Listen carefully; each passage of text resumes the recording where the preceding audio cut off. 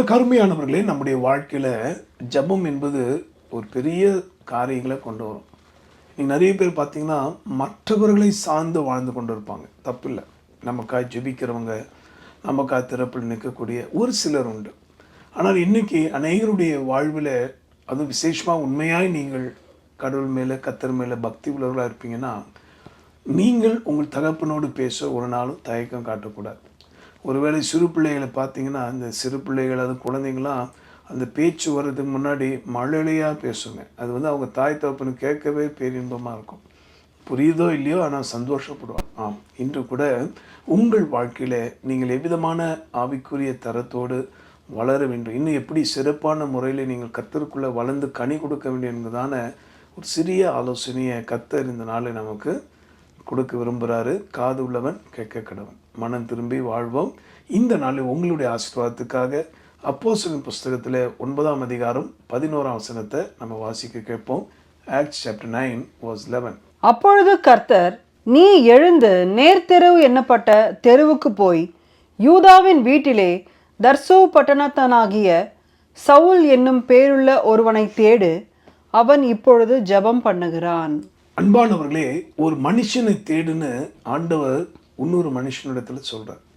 இன்னும் ஒரு ஆச்சரியமான ஒரு காரியம் இதில் என்னென்னா, நீ தேடி போகிற அந்த மனுஷன் எப்படிப்பட்டவனாக இருக்கிறான்? இப்போது நிலைமை என்னென்னா, ஜெபம் பண்ணி கொண்டு இருக்கிறான்.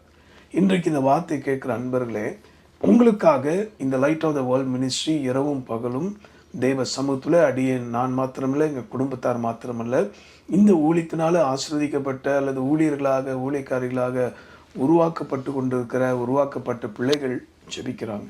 எத்தனையோ மிஷினரிகள், எத்தனையோ விதவைகள், திக்கற்றவர்கள் இந்த ஊழியத்தோடு இணைந்து ஆண்டவரை நோக்கி வேண்டுதல் செய்கிறார்கள். எதுக்காக ஜெபம் செய்கிறார்கள்னா, முதலாவது நீங்களும் நானும் இயேசுவை போல் மாறிட. அதான் ரொம்ப அவசியமான ஒரு ஜெபம்.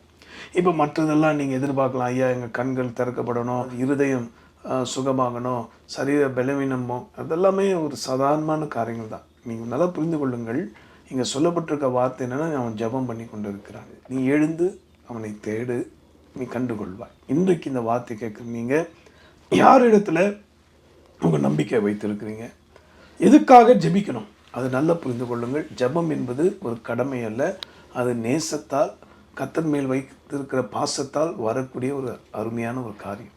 அதனால் நிறைய பேருக்கு பாருங்கள், மணிக்கணக்காக ஃபோன் பேச நேரம் இருக்குது. பலருடைய விழாக்களுக்கு சென்று அங்கே பேச காலம் நேரம் இருக்குது. ஆனால் தன்னை ரட்சித்த அல்லது தன்னை பரலோக ராஜ்யத்துக்கு பத்திரமாய் கொண்டு போய் சேர்க்கக்கூடிய அந்த ராஜாதி ராஜாவோட பேச அநேகருக்கு மனதில்லை.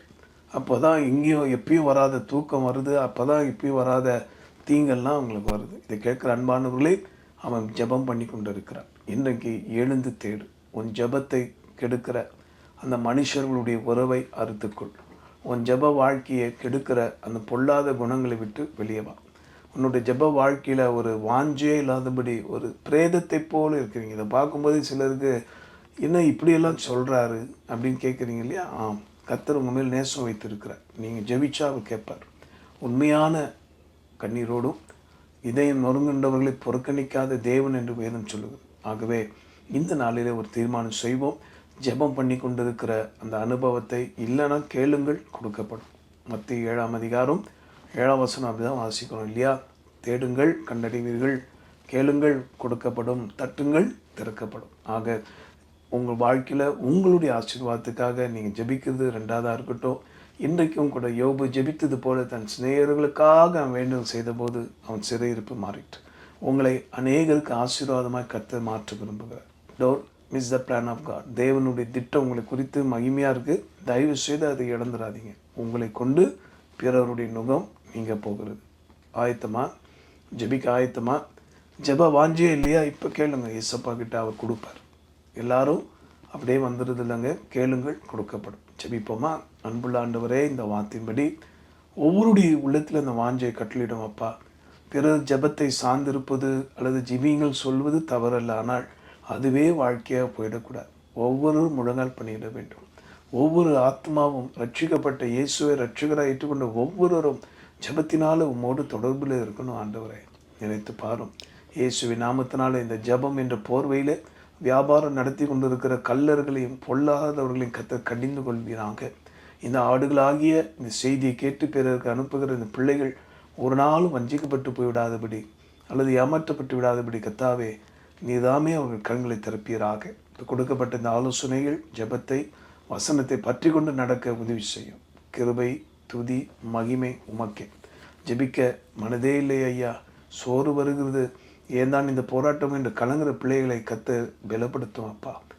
பெயர்பட்ட இயேசுவே, கெத்செமனே தோட்டத்தில் அன்று வியாக்குலப்பட்டு நின்ற நேரத்தை 2 தூதர்கள் வந்து ஆற்றினாங்களே, உங்களுடைய பிள்ளைகளாக நாங்கள் எம்மாத்திரம் ஆண்டவரே, ஒவ்வொரு மேலும் அந்த அபிஷேகம் இறங்கட்டும், பலன் இறங்கட்டும், கிருபை தார். ஜபிக்க வைப்பீராக. உண்மையாக ஆவிலே நிறைந்து ஜபிக்கட்டும், உண்மையாக கருத்தோடு ஜபிக்கட்டும், கண்ணீரோடு மிகுந்த சத்தமாக ஜபித்தார் என்று எபிரேயரில் வாசிக்கிறோம். அப்படிப்பட்ட ஒரு ஜெபாவியை ஒவ்வொரு மேலும் ஊற்றுகிறாங்க. தேவன் வல்லமையான நிரப்பு ஆசீர்வதியும். இயேசு மூலமாக ஜெபிக்கிறோம் எங்கள் நல்ல பிதாவே, ஆமென்.